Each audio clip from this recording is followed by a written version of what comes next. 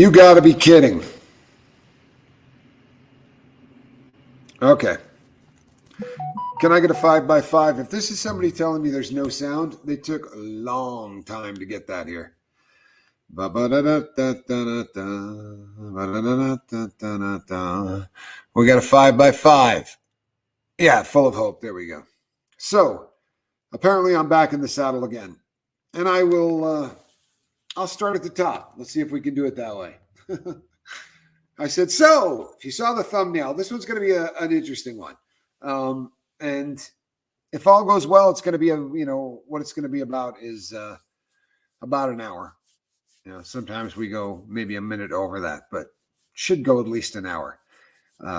We'll address the elephant in the room right after I say the most important thing, which is, Miss V has been on the boat a long time, and her sister on the boat, full of hope, were supposed to go and take care of this part of their past they would like to put behind them.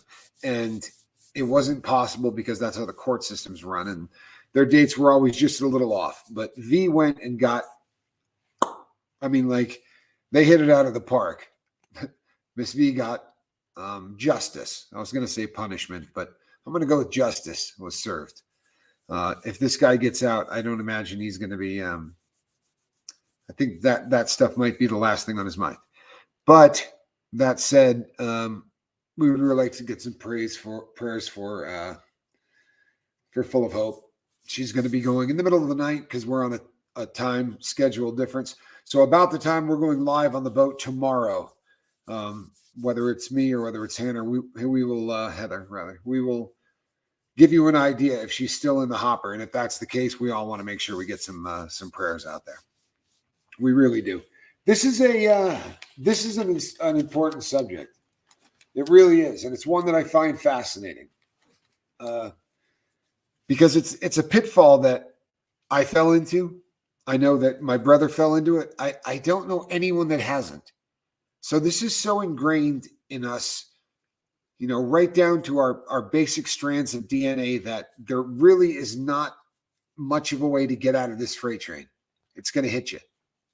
It is. It's going to hit you. Ideally, it's a brush. It goes by and knocks you to the ground. What you don't want is to be run over by it. And yeah, that was my Mark Wages tribute, if you were wondering. So yeah. So I'm really excited to fire this up. But one more announcement, and I promise this is the last one. But I believe I saw Seventh Son in the comment section. So that right there, we get that. That right there is a Oris Submariner, vintage and completely restored by the fine crew at A Better Time. So it is done, and I look forward to getting it out into your hands. So what do you have to do if you want to structure your life in such a way that you're happy? And by the way, it doesn't matter if you're on drugs or alcohol or you don't have a habit and you're here to support somebody else. What I'm about to roll out is the blueprint for everybody. And you know how that's the case? Because I didn't come up with it. These were put together by people far, far smarter than myself. But I've said similar things. What do you break up your time in the day to be doing? You show me where you put an extra hour on your day into doing X, or you take 45 minutes over here and you bring it back to do X. I'll tell you in 5 minutes what you care about.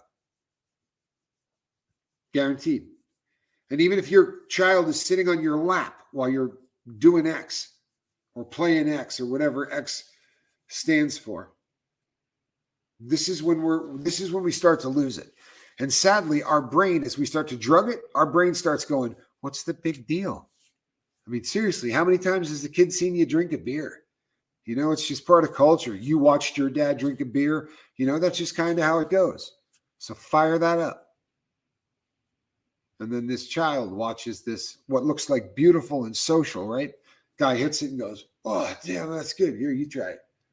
And it goes around a circle. And it looks like this brotherhood thing that at a distance you go, you know what? That would save the planet. No lie.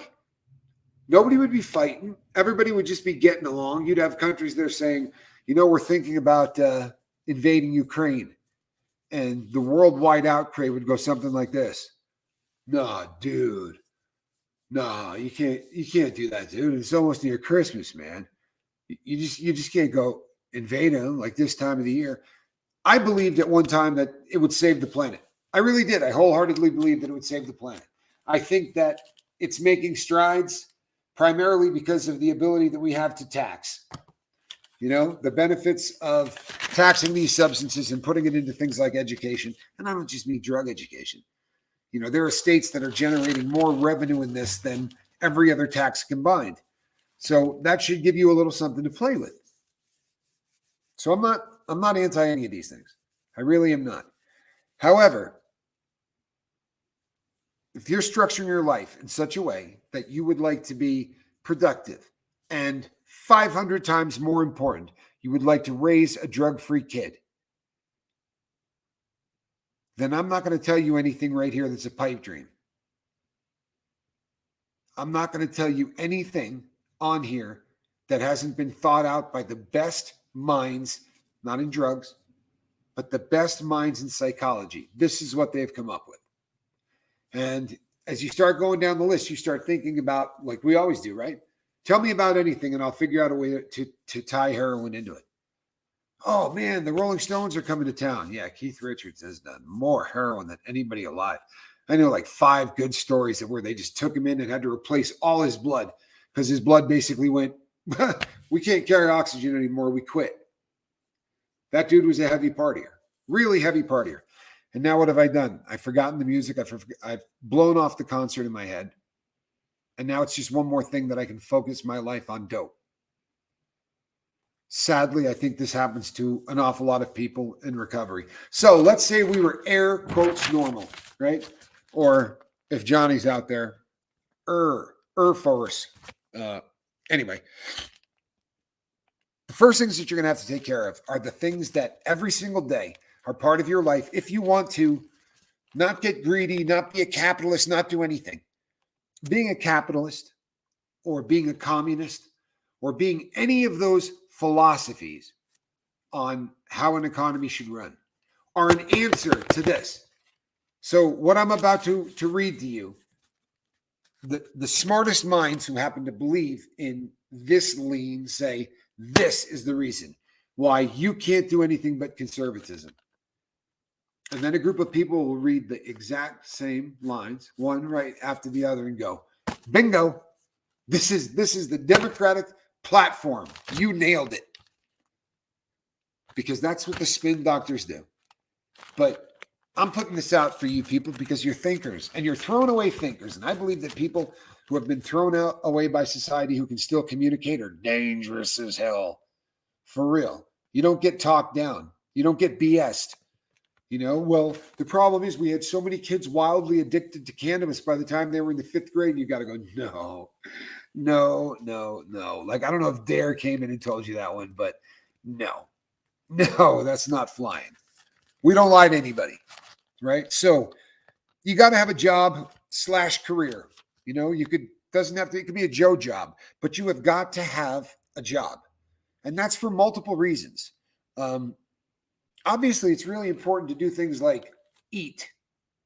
That's a big one. Shelter, having the ability to have a roof over your head so that when the elements get ugly and the winds are blowing at 30 miles an hour, you don't stand a chance of losing your family. So that first thing you're going for is to get off of the street or off of the situation that you're in and into a house. I think we're going to agree on that, right? Home ownership is completely safer. And I'm not talking about that person will be bogged down with, 880,000. Right now he's got a bubble, on the plan, and on the back end of it, he's sleeping in the street. This is a better deal, right?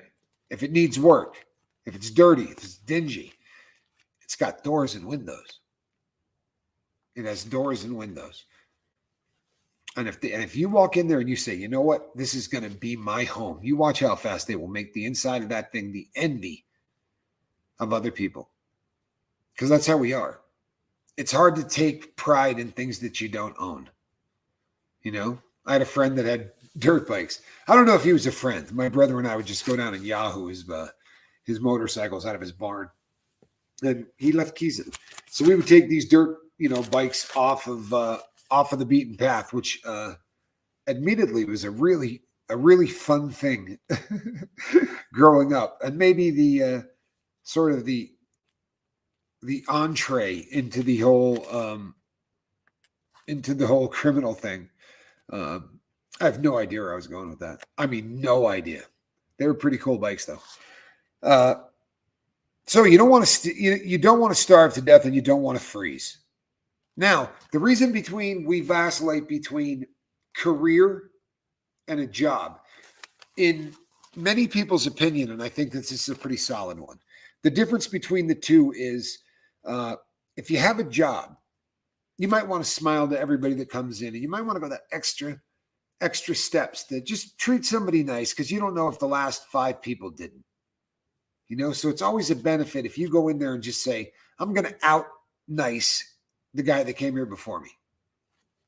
He's not going to be the nicest person that came in here today.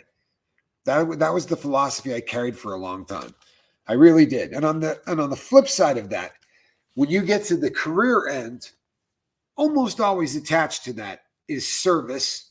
And I don't mean, do you want napkins with that? Right? Or can I help you carry that to the car? That's service. But I'm talking about service to the community. I was buying some food at Panda Express. And before any of you tell me it's fake Chinese and all that, I'm so cool with that because it's tasty. Right? So I get in and get just an order of the orange chicken and the fried rice, about that big. And I sit down and just start necking the stuff. It's I absolutely love eating there. But I ate to the point where I wasn't going to get to the car if I didn't visit the men's room. And on the wall, they had a check, like a huge, check. And it said, here are the charities that we donated to. And it's a who's who on people trying to get people sober in the downtown Reno area. These are the best of people that are walking the streets. They're not waiting for a phone call. They're going out and finding people sitting on street corners and saying, are you happy? Are you happy? At 6 years old, did you think this is what you were going to be doing at God only knows how old? I could put you anywhere from 26 to 56. And that in and of itself should be enough to scare the hell out of you. But we know that drugs cloud that part of the brain. It's the first part to go. Right? We're going to get rid of all that inhibition stuff and just make you happy. And then we'll roll out all the poisons, right? Really get liquored up. So having something tied to the service of others and developing a sense of community is a pretty big thing on this list. This one, people will take umbrage in this. Education. My college degree was proudly earned at the age of 48 years old. Now, if I was walking onto a campus, people would have been like, lay low, cop, or something. They see a bald guy my age walking across campus. I'd have scared the hell out of everybody, right? That's the nature of my appearance, I guess, and just old people are squares, and young people, do drugs in their hips and they know everything, right? They've got all of that figured out. You have to hit mid 30s, almost late 30s when you get that epiphany that, holy crap, I don't know anything. Everything I've ever had an opinion on, I've been wrong. And I would look at my dad and I would think, the dude's never, ever predicted something in my life that wasn't going to happen. He would say, this is what you got to do. And I would go, yeah, no question. And then I would go to school and blow it off. And I learned quite a bit. I really did. And I'm not talking about the art of picking up women, because I'll be honest with you, that crap makes me really uncomfortable. It's just not something that I ever liked. We'll get an email or somebody in the comment section that will say, I know the cat and he really liked it. I may have been prolific for a period of time in my life, but I was searching out something that I couldn't find within myself. I figured if this girl wants to be anywhere in my vicinity, then I can't be as much of a ugly loser as I kind of had myself painted out to be. It has really been a rugged. He passed 2 years ago, and my dad. Sorry, my eyes are shot. So the nuts and bolts stuff. Once you get by putting yourself into an education program, I don't care what it is. I really don't. This is where the baby step thing starts to make a hell of a lot of sense. You would be blown out of the water at the number of employees where if you go up and say, boss, you know what? This has been great. I've learned a lot here. I really like working for you. It's why I never missed a day, man. I love this job and I'm going to miss it. Oh, you moving? No, I'm going into an engineering program full time. I'm going to start doing HVAC full time. And I'm down at CCMC and I've enrolled in the next semester. I'm telling you, 99 out of 100 will go, we'll pay for that. We'll work around it on your schedule. You just keep coming back. I mean, there's no way for me to beat this home. I talk about it all the time, but to find a good employee, one that you think you can get 5 or 6 years out of, doing the right thing and not ripping off anybody or doing anything stupid. That's a priceless individual. And to get to him, they did a bunch of interviews. They said, no, thanks. You're probably not what we're looking for. Then they brought a bunch of those people back. They took a tour of the facility and they asked him a lot of other questions. And then at the very end, they take a vote on who they think is going to be the best employee. Well, that's a hell of a lot of effort. They'd much rather just work around your schedule, have you a little bit smarter, and work at the same facility. There are so many different ways to take care of all of the things when people say, yeah, I'm just not in a position to do that. Nobody that has an unbelievable success story starts it off with, I had about 700K, right? And I had this really good idea. That's never the way it is. You hear about the guys that did Trivial Pursuit, taking a pizza box, turning it upside down with a marker and starting to carve that baby out. Hundreds of millions of dollars. It struck them right then. They just turned the pizza box over on the floor, made a mess, and got a Sharpie. And the rest, as they say, is history. Every day around the world, those things are getting sold. Every day. If a little education can do an amazing thing. Now, you don't have to walk through the front door of a higher learning academy or anything else. Let's say whatever your gig is. Let's say you're a welder, right? You find the guy out there that is the absolute best on the line, the best. And if it were me, I'd say, hey, man, I'll pick up your lunch, right? I'll pay for your lunch for a week. I'd just like to sneak over here and get maybe a half an hour watching you do what you do. And maybe you explaining to me why you're doing this differently, because I suck. And what you're doing is amazing. And the flattery, the guy said, no, I'm gonna eat my dinner. Well, why don't you call your old lady and tell her you'll be home about an hour and a half late? And this went on for a week. And he said at the end of that week, that no school he would have gone to would have taught him the things that this guy taught him. Education comes up every single day and slaps you in your face. Happiness doesn't, right? We've talked about this. Contentment doesn't come up and go, time for you to be content. Education does that every day. How many times a week does somebody say a word and you go, yeah, I don't know what that means, but I'm not going to tell him that because obviously he knows what it means or she knows what it means. And if I go, yeah, I don't know what that word means, they're going to think I'm stupid. I got news for you. If you say, I don't know what that word means, it means that you're confident enough in who you are to just be honest, right? It also shows a quest for knowledge. I'm not content just taking pick any nice sentence down the road and work the word uvula into it, right? Just randomly throw the word uvula into that sentence. Do you know how many people will just read right over it? I've heard that somewhere before. I'm not asking them what a uvula is.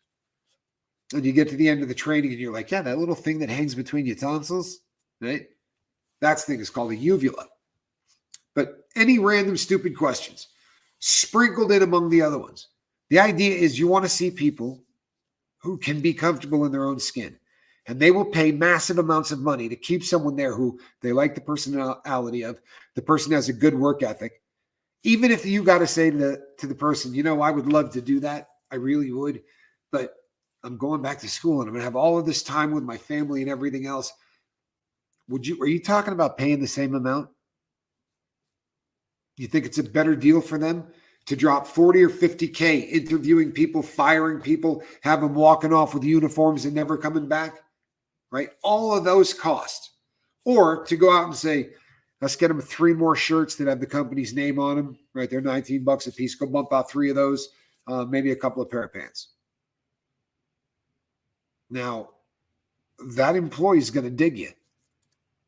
There was a great quote that said, the guys that go into war with guns, they're not going in there to die for the freedom of this country, or they're not going over there to stomp out communism.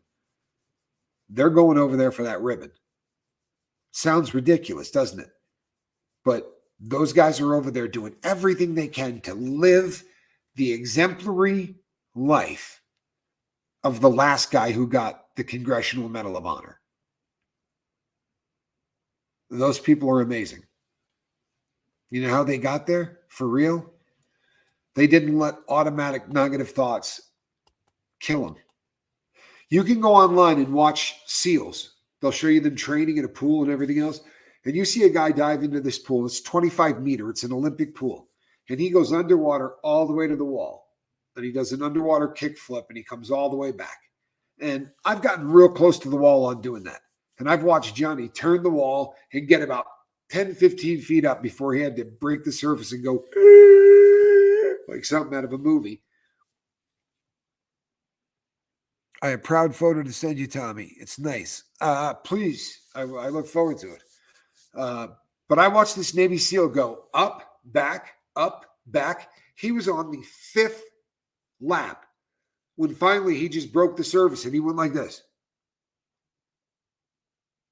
Looked around. There was no huffing and puffing and, all of this crazy stuff. And they interviewed him. And the guy said, man, how do you do that? That's ridiculous. How do the lungs learn they can do that? He said at 25% of that lane a day. The first time I came out here, I said, that little mark on the wall, right? That's a quarter of this. I'm going to come up right there, get a big lung full. I'm going to go back under and try to make it to the next one. And I said, the next day you bump it up? No, you do that for a couple of weeks until your body comes completely used to it. And then you bump it up. Then you take it to the next level. And baby steps by Navy freaking SEALs, not known for people that they're a little weak. You know what I mean? Like, they're fun to hang out with, but soft, forget about it. I mean, those are the hardest guys we got anywhere on this planet. Should we start over? M. Hunt just got here. Anybody remember what I was talking about in the beginning? Glad to have you here, M. Hunt. I really am. I'm glad to have you here. So, and then I would put down exercise. It's not on the list, by the way, but I would put down exercise. I added that. Family and friends. That's one of theirs. You have to have a connection with family or friends. But with all of the literature I read, I didn't see one book. I didn't see one pamphlet, one video that said, you can choose your family. I don't want these people to ever watch the channel, but the father of the girl that, spent some time in a coma after drinking a couple of fifths, I would go out on a limb and say he's probably the reason that she's got issues, right? I'm not a psychiatrist or a psychologist, so some of the more textbook phrases I'm not really good at. You follow me? Like I that part of training, I did EMT stuff. I did stuff on the body, so all of the stuff that's in the diagnostic manual, I'm lost on all that. But if I had to go out on a limb, talking to the guy, and keep in mind, I probably only talked to him for about 5 or 10 minutes, but I kind of diagnosed him as a douchebag. You know what I mean? And one that doesn't care a whole lot for this child. He mentioned at least 3 times in the first half hour that he was there that, well, she's not technically my child. Oh, that's your girl? Yeah, but just by marriage. And I'm thinking to myself, if I lived with that, I'd probably want to get high too. If they were telling me every day that I was an accident, and they would have been happier if they didn't have me. And whatever you do, you don't get into drugs, you don't do any of that stuff. What you do is you sit home and watch television and watch your stepdad take down a half a gallon of cheap scotch a night. But he's okay because he never breaks any windows, and he doesn't hurt anybody. He doesn't get physically abusive. No. His oversized backside, right, just sits down into the couch and the roots grow. And then, he's going to work his way out of it so he can go and do the exact same thing the next day. I don't think those lessons will ever stop responding. So exercise. We talked about this a million times. If it's swimming that you're doing, if it's walking that you're doing, break the goal up into small size bites that you can actually chew, get in you, and then move on to the next thing. Because if you bite off more than you can chew, you're not just going to spit it out, but you're going to go, I'm not doing this. I'm not doing it this, man. I didn't even get halfway. I wanted to run a marathon, man. I got 4 miles. Yeah, this is stupid. I'm not doing that. Unless you're all in. You got to be all in. Your why has to be bigger than your weakness. My brother Johnny told the story on the lifeboat before, but my brother Johnny decided that he was going to. So close to dying. I got. Wow. Yeah. Wow. But so Johnny decides he's going to run a marathon. He's going to train in Houston, Texas, which is about that high above sea level. And then he was going to go to a place called Omsk or Minsk, Siberia. I don't remember which one he was running in. But the elevations, about 14 times higher than that. This thing was run in the rarefied air. Bad. And that's just one of those names that if I go, hey, Siberia, you don't think, oh, yeah, girls on bikinis and those big yachts that pull up, right? They're probably playing roulette. No, man, you think of a storm just blowing in, cold and ice, and it looks like Santa's workshop ought to be there. But in the spring, warms up, considerably. But Johnny said to me, would you be willing to train with me? And I went, no. There isn't going to be any training. I don't run. I'm smart enough to know I don't run. Like you're not. You think you're a runner and you're going to actually try to pull this off. But no, I'm not doing it. And he said, well, keep me company. And I truthfully thought about maybe getting in. I had a little MG midget, maybe just, sort of driving next to him. Hey, you're doing a good job, sipping something. But he talked me into putting on rollerblades. And we went out of it was a gated community. So we went out the gated community. We banged the right, and he had the whole route already picked out. And I don't know how far we were in. I don't have any perspective. I really don't. If Johnny's here, he might take a guess. I'd be really surprised if it was a half a mile. I think it was probably somewhere between a quarter of a mile and a half a mile. And I said, hey, we got to pull over for 1 second.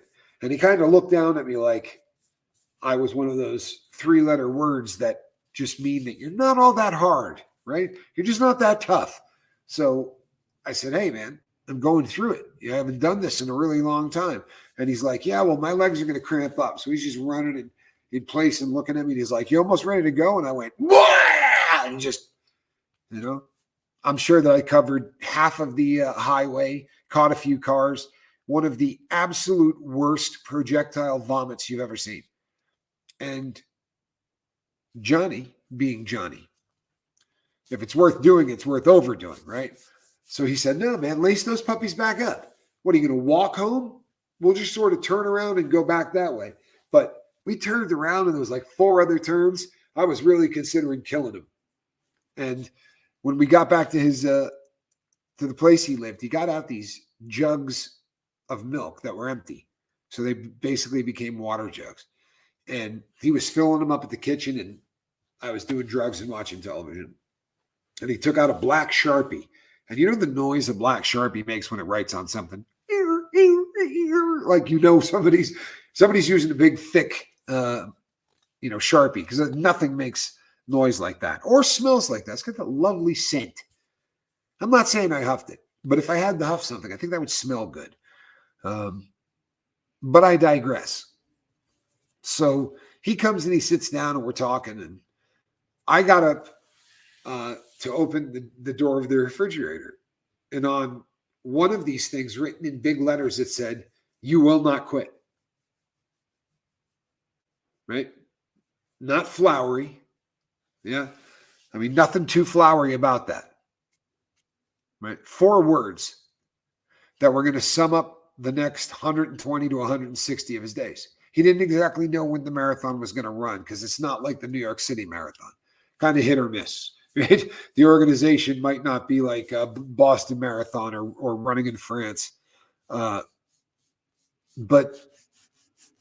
the second one said, drink more water and you will run farther. So I was just blown away. I didn't think he had a shot. And he said to me, would you be willing to sponsor me a certain dollar amount per mile? And I went, sure. Yeah, I'd be more than happy to do that. He's like, if you could give me maybe $10 a mile or something like that. I'm like, hell no. No, I'd be willing to give you way more than that. Because I didn't see him finishing 5 miles. At the time, I played a lot of golf. And I played at this place, South Shore Harbor. And if you did the square around the entire golf course, right, which was like 2 lanes of, it's a very big development. But I was playing with a pilot, an older guy named Dick Smith, great guy. He's since gone to the other side, but he's a beautiful person. And I said, man, that's my brother's 3rd trip around that. And he goes, well, then that's 12 miles. And I'm like, I said, no, there's no way. He goes, no, if you get on the outside of he goes, I've done it. Done it. He said, you get on the outside and you drive that whole thing. And I just remember I would be on a hole and I got a beer sitting in the, and stuff to smoke and things to put up my nose. And I'm looking at my brother in a pair of American flag running shorts, just pounding it and just continuing to go. So by the time I got to him, I said, man, you want to get in this and I'll give you a ride, to the house? And he's like, yeah. I said, how far did you run? He said, about 22, I think he said. And I'm like, isn't that a damn marathon? And he's like, no, man, it's like 2,400 and then some stupid amount of just meanness. Like you get up there and it has the 26-mile mark or the 24-mile mark or whatever. And you get there and you're like, huh? Now you have to go just down to that. And most people will just sort of stop running. And then all of the lactic acid will build up and you'll go and start looking like the Tin Man from that's all bad. It's absolutely all bad. But I've never been more proud of 26-2. There you go. I've never been more proud of anybody in my life for anything. The determination that, he just went from being me. He just went from being a guy that partied 7 nights a week and then partied 7 days a week. And most of the money that was coming in was questionable, right? Oh, hell. Most everything that was coming in was stolen, right? Or I'd get some coke and flip it because it was an easy thing to do. It was really cheap where I was living and ridiculously expensive where I used to live. So I sort of got a little thing going for a while, and all good things come to an end. But I remember getting the phone call in the middle of the night that he had finished the marathon. And M. Hunt will appreciate this, but Johnny finished the marathon at 4 hours and 20 minutes, which I also thought was really, really funny. It just seemed sort of apropos. Okay, sorry, just making sure I didn't miss anybody. I saw a hello, Stacy. I didn't think I saw Stacy in here. And I've been missing on Stacy. So let me see. Do we have her? Of course, I can't go back far enough to look at anything. This is supposed to be so much easier because I can use my finger. It doesn't work. It really doesn't. It's just one of those things. It does not work.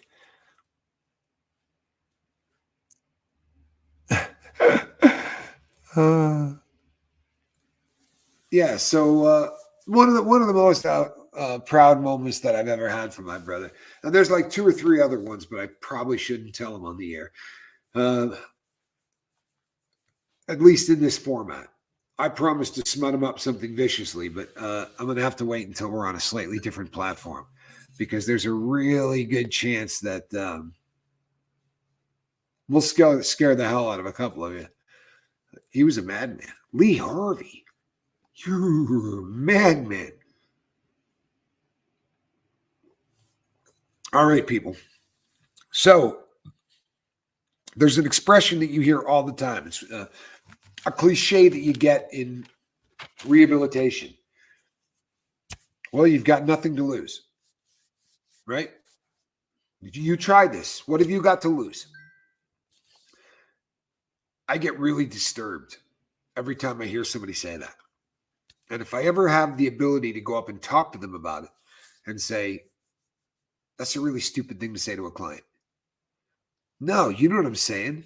They've lost everything. No, they haven't. No, they haven't. The only thing they got left is hope. And in some cases, a little bit of dignity. But if you squash hope and dignity, they're not going to get with a higher power. They're not going to start taking notes. They're not going to start picking things up and reorganizing rooms to make them look good. That's just not how it's going to go down. And fortunately, this one dodged a bullet. But I don't know how many we sat and watched as they get frustrating. Really, really frustrating. Hold on. Yeah, the self-harm thing, there are groups for people who self-harm. And if you're not familiar with that, it had a nastier name in the 80s. You know what I mean? We're all kind of grown-ups here. But it was usually referred to as cutting because that is what they're doing. And I've talked to many people over the years who say, should somebody trying to stop a bad habit, go cold turkey or tapering off? Robert Z., that really depends on what is the substance that you're taking. Preface, I'm not a doctor. I'm a drug addict and a bank robber, by the way. My advice is all from being there and doing that and watching other people do it. And then, some research. I've read a couple of books. But if it's a benzodiazepine, you're going to want to taper off, right? So Xanax, any of those drugs that sort of take you down. Valium, there's about 1 million of them in that class. So if by some chance that's what it is, you need to taper it down. Weed, you know what? I have watched people have success tapering down weed. I have. I've watched people that couldn't do it, but I have seen people successfully do it. And I would do it, if you're going to do that, do it in baby steps. And don't say I got a 1/4 ounce. And what I'm going to try to do is only smoke, a 1/4 of a joint, or I'm only going to pack 1 bong in the morning instead of 4. Eliminate a time of the day that you do it. You follow? Instead of taking your exact same routine and cutting it down, still continue to to have your smoke breaks at regular intervals, but don't smoke at one of them. It's going to dramatically let you know just how deep you're in, because you'll pace, you'll do the hand rubbing thing, you'll look like somebody that's waiting on a guy to deliver meth, or heroin or anything else. For real. I've watched that show so many times. It's a real thing. But if I were you, I would start doing it that way. Back in the late 80s, there was a company that came out that guaranteed you for $300 that they would sell you a thing that looked like a pager, and they guaranteed you it would get you to quit smoking cigarettes. And the way they do it is, for a week, you smoke anything you want. Smoke like a chimney, the real life that you had. Now, a lot of guys would smoke a little bit more than normal, right? Because they wanted the taper off to be a little bit more gently. So they would just sort of cheese their numbers a little bit. That day we worked a little late. I smoked another half a pack on the top of it. So you do that for a week. And then when they throw the switch to turn your little machine on, your machine decides when you're going to smoke, right? And it will decide how much you're going to smoke. So you will get an alarm that goes off. And you got 5 minutes. All right, you got to go, get outside, do what you do, but light one up. And on this one, you're doing 2. Now, this person is smoking at a time when he doesn't smoke. It's kind of uncomfortable. And when he does, he doesn't even smoke a whole cigarette, because he's talking to all of the other people who are out doing their thing, and it's just, kind of a social thing. They eliminated that. That machine said, oh, no, we're not doing any of that. And it would wake him up. He'd be sound asleep, and the alarm would go off. Time to get up, smoke a cigarette or 2. And it was funny because he bought 3 of them. The first 2 got Tommy Scoville. He eventually became very despondent with the concept and threw it quite hard at a wall. And then the second one, I think he stomped on. He had a little bit of anger issues.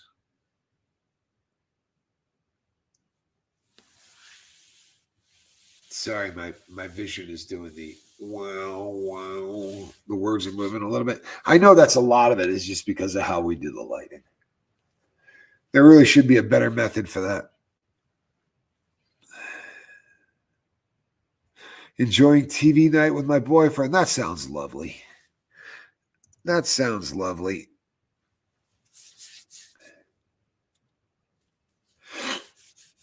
I did a lot of drugs every day for a really long time. Fentanyl, meth, Valiums, pot, ecstasy, mushrooms, alcohol. I quit everything cold turkey, and it messed me right up. It can be done, though, for sure. It can be done depending on the amount of dope that you have been doing. If you're doing benzodiazepines, as an example, and you're doing 3 to 4 Xanax bars a day, there is a great, great threat that your body will go into seizures. Have you ever seen somebody go into the delirium tremens, the DTs? Okay. People who go into the DTs after drinking, they start doing this one. And I mean, it's so profound that, you couldn't roll a cigarette. You'd be hard pressed to get one out of the pack. From a distance, it almost looks like Parkinson's disease. I mean, they're really going through it, which is, not a pleasant thing to watch. But that's alcohol. And benzodiazepines. I'll get some arguments on this tonight on the phone.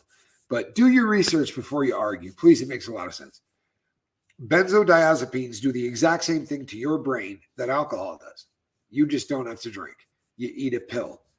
And you say, that sounds far-fetched. Have you ever gone into alcohol withdrawal? In other words, I would go into a county jail knowing that the next 7 days were going to be hell on earth.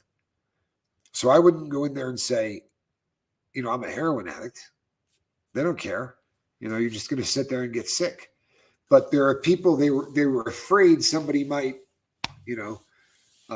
seize up and die, because that's a pretty serious thing. So if you say I'm drinking 2/5 a day, the nurse will come by and say, we're putting you on the benzo protocol. So the first day you're getting 4 Xanax bars, 2 milligrams apiece. And that's a long day in bed. You're probably not getting up that early, even in the prison system. But yeah, more than likely he's going to have it on him, unless he's carved a locker into the floor. It's an expensive process. You got to call out CMS, and that's the construction workers for the prison. They're all inmates, except for one guy who stands in the corner like this, trying to make sure no one is stealing a power tool. But yeah, they wean you off it. So they'll start you with alprazolam. Right, so they give you some Xanax bars, and I think from there they go to lorazepam, which is Ativan. Then they will hit Valium, and then they will hit the teeny Valium, the 2 milligram Valium. But they really are the exact same drug. So just be careful. To any of you, if you're trying to quit benzos, here's the best way to do it. And I mean the best way to do it. Go find your doctor, right? Go find the doctor that you trust and say, here's the deal. I'm wanting to get off these things. Do you think I'm in any danger of seizing up? And if so, I might need something to help me, get off of it. That's a really legitimate pitch. It's I got time. Sorry, that was an inside joke that I doubt anybody else got. Do.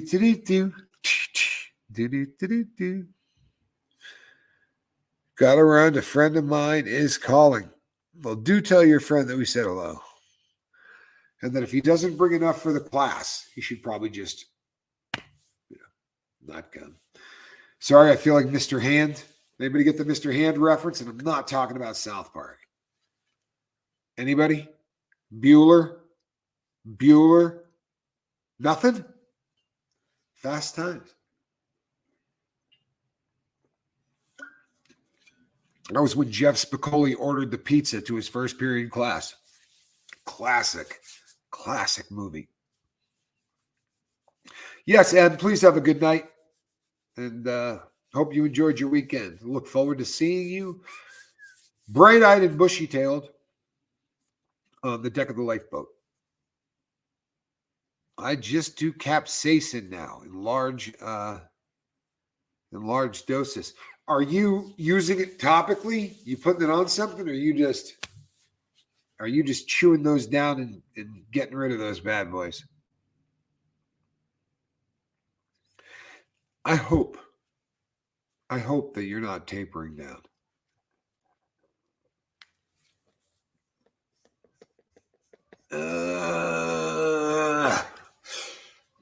Honestly, had started to do the with the computer again. I did go to a doctor, by the way, people. I don't know if I mentioned that this morning, but I went to a doctor, and he got the bleeding in my paw to stop, which is a good thing. However, they're going to have to stitch it, and that's a bit of a bad thing. Yeah, I am absolutely exhausted. At Washburn Billy. I don't think I've ever said hello to you, Washburn Billy. If I have, I apologize, but that name does not sound familiar. Yeah, it really does not. Okay.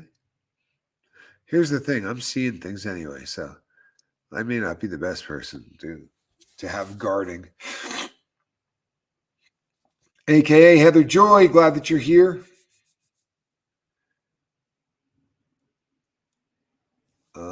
I would too. Shelly, sober today.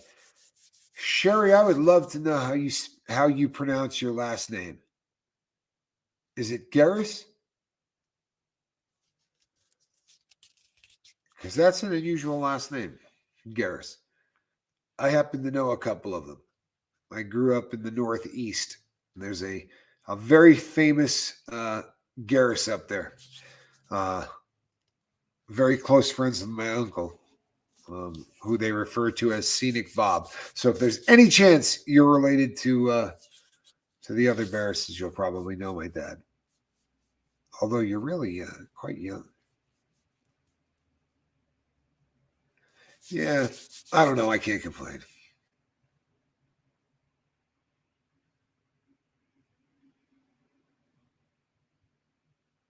That was a really kind thing to say. We can buy the looking glass. Very kind thing to say. She says, we need you, but we also need you down the road. So go get some rest, take care of you, and take care of the others, please. The only reason I did this one tonight at all, Garris. Yeah. You don't happen to be from the Northeast, do you?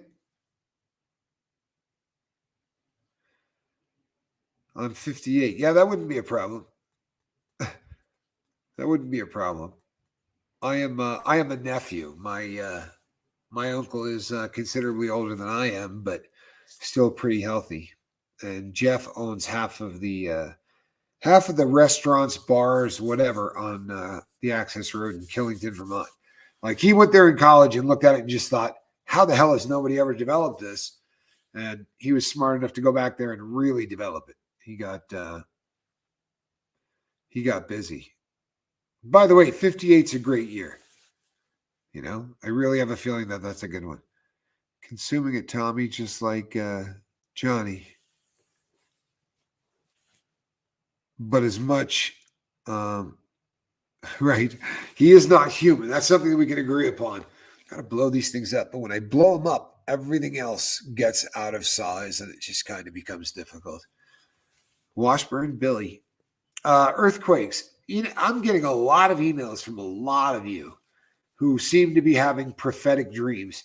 And it kind of makes me wonder. And by the way, I'm not busting on anybody because if you have a dream, you have a dream. As much as you can control it, you can't control it, especially in the beginning. And I'm just wondering if it's, like you basically taking a shot into the future and, those dreams, maybe you're looking at the future. Full of hope. You've been to Killington? Wow. I was there. I can all but guarantee I was there. That was my hangout when I lived in Vermont. That was unless it was closed for weather, which didn't happen very often in Vermont. But if it wasn't closed for weather, it was open.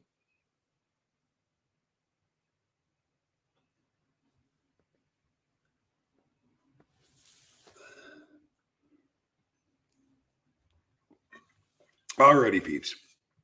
We are damn near at the top of the hour. So, you know what's funny? I don't see Washburn Billy. I see everybody commenting to him. Lifeboat, Killington, 1995. Yep, I was in 1995. I was in Snowbird, Utah. I had my dad has an awesome set of tools. He's a TV repairman. He can fix anything. We'll just pull that dent out. He's gonna shit. He's gonna kill me. He's gonna shit. Well, what's he gonna do then? That movie made me laugh like very few movies. And maybe because I was young and I just couldn't believe the things they were getting away with saying, Wharton, good to see you, brother. Really good to see you. Hey, there we go. Washburn Billy. I don't know how I missed you. Really glad that you're here. Really glad that you're here. Alrighty, peeps. On that note, I'm going to call it a night. And I'm going to go give this one some TREATS because I snuck out earlier and bought a lot of them. All righty, peeps. So I think Heather will be back tomorrow morning.